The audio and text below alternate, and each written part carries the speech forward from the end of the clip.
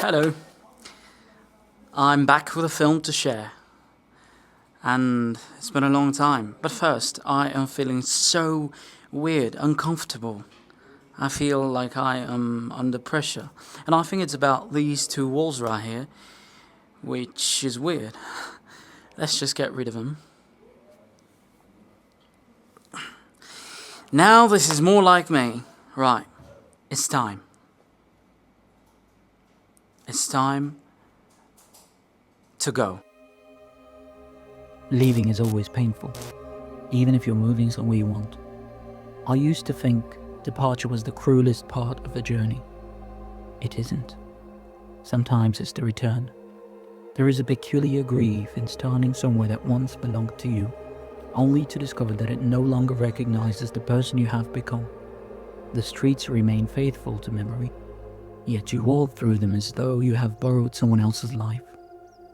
Perhaps that is why I have struggled to find the right words. Not because there are too few, but because there are far too many. For years, I wondered, not in search of something better, but in search of something quieter. A slower rhythm, a gentle way of existing. I learned that happiness is rarely spectacular. More often it arrives unnoticed. In unfamiliar cafes, in railway stations before sunrise, in conversations that were never meant to last, in silence shared with complete strangers. Somehow, those fleeting moments taught me more about home than home itself ever had. Now, life has brought me back to where my story began. Everyone assumes returning is comforting.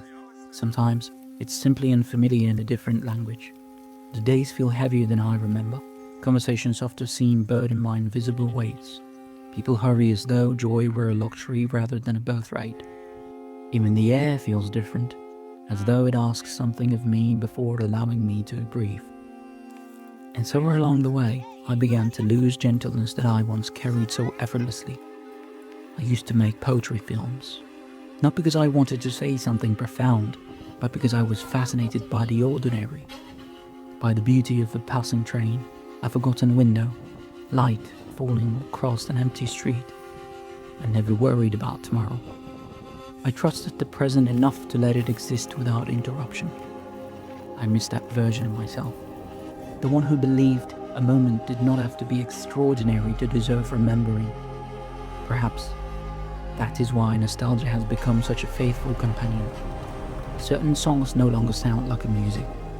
They sound like people, like evenings that disappeared too quickly, like laughter echoing through streets I may never walk again, like fragments of myself, patiently waiting in places where I unknowingly left my heart behind. Strange, isn't it? How memory preserves emotions more faithfully than it preserves faces. Still, those words are not a complaint, nor are they an act of ingratitude. Life has been astonishingly generous to me. It has allowed me to witness worlds I once believed existed only in photographs. It has introduced me to souls whose kindness altered the course of my own. It has taught me that belonging is not always inherited. Sometimes it is discovered. This film is a page from my diary, a quiet attempt to preserve the feeling before time convinces me it never existed. I do not know how long this chapter will last. Perhaps longer than I imagine. Perhaps shorter than I fear. But there is one thing I have learned never to ignore. The heart is remarkably patient. It never shouts. It simply calls, again and again and again, until one day you finally gather the courage to answer.